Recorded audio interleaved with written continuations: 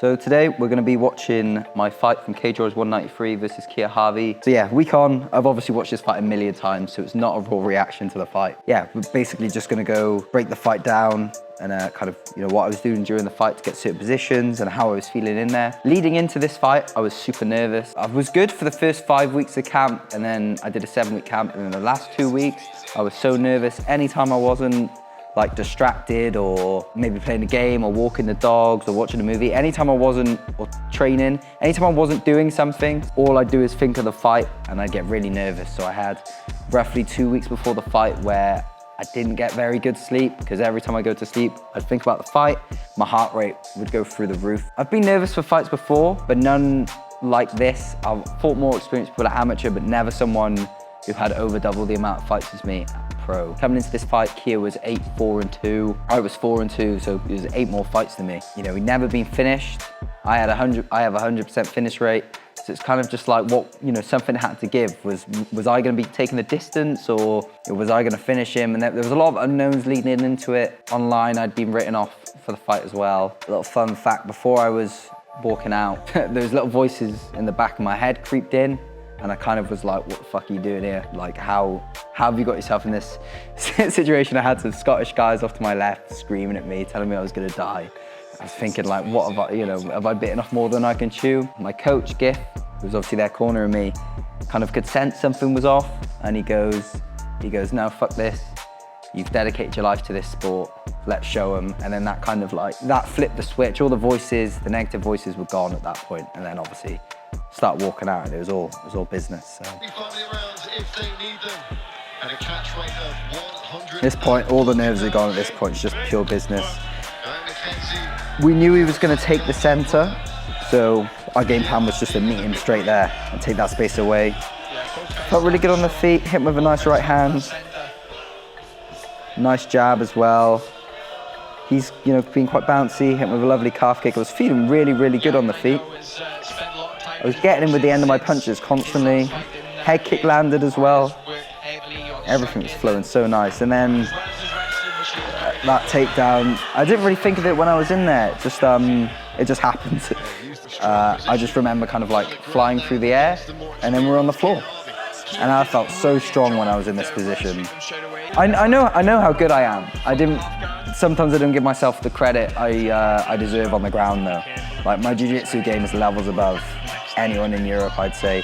For MMA, that is. But yeah, he was threatening Kimura.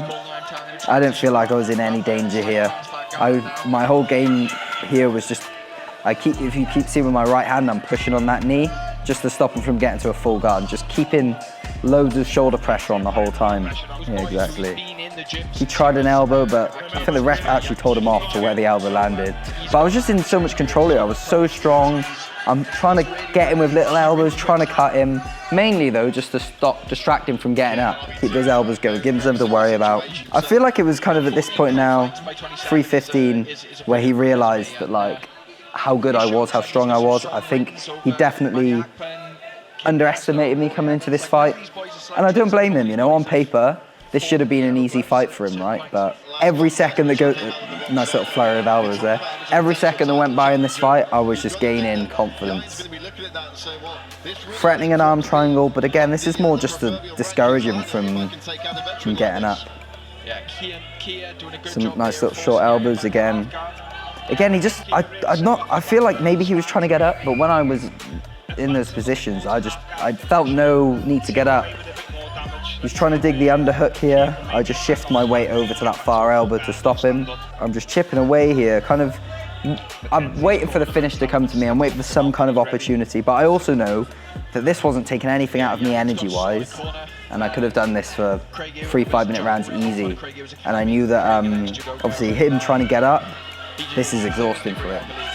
I was fresh after this. This is horrible for him. I'm just floating on top, keeping my weight nice and heavy. He's obviously trying to push away, separate, and obviously he's getting elbowed in the face as well, punched in the face, horrible.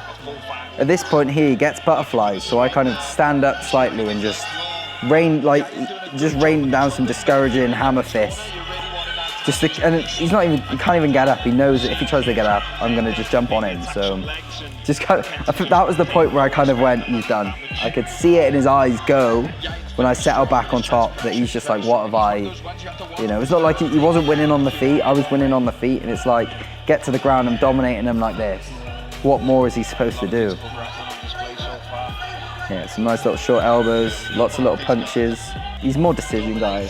Like, nice striking, dances round a bit, good grappling on top, but obviously I didn't give him a chance to get on top. So we don't know what that would have looked like because he didn't get on top. But yeah, at this point now, my coach has said a minute left, and we drilled out back about the guillotine that he likes to wrestle up. So I let him wrestle up, I sprawl out, I tighten up the guillotine, and I just jumped. I had no kind of, it wasn't the plan to jump guillotine. I just thought I've won the round, so might as well go for the finish, right?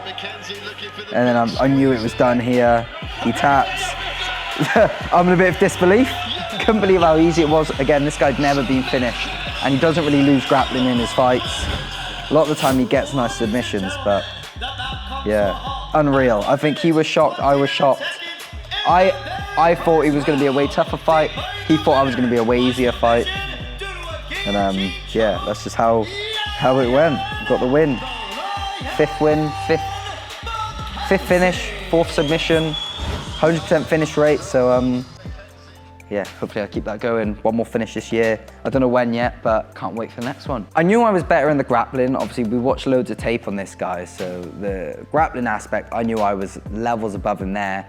Kind of the only thing was with this fight is like, look, this guy's, if you watch him fight, he's very scrambly. When people take him down, he often scrambles the top.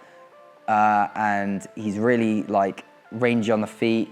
He throws this long corkscrew jab, which we drilled for 7 weeks straight, and he didn't throw it once in the fight. Because I didn't give him the space he wants to throw the strikes he wanted to, because he does well at range, and we didn't give him the range that he wanted. So yeah, I thought it was gonna be me heavy grappling, and then him getting up and scrambling, and I kind of thought the way for me to win was to just outlast those scrambles, with back and forth, and just rely on my wrestling cardio, a bit like my last fight, and just break him with the wrestling. And I did, but it happened in the first round, and it was more my grappling and my wrestling that broke him. Looking at a fight end of November, start of December, so either the 29th of November, 6th of December, those 2 dates are kind of the only ones that work for me. I said, you know, I had frustrations in the summer with trying to get a fight, so the hope is that we can get a scrap end of the year, go 3-0 this year. You know, I've said in interviews that people can, you know, laugh at it, but you know, 1 more win this year, 2 more next year, maybe 3 more next year, and then you know, I want to fight in Contender Series in September. I've got a full week at home coming up now. I'm just gonna get back on diet, back training fully for a week, and then the following Wednesday, the 1st of October, I go to Dubai, spend some time with my dad and my little brother.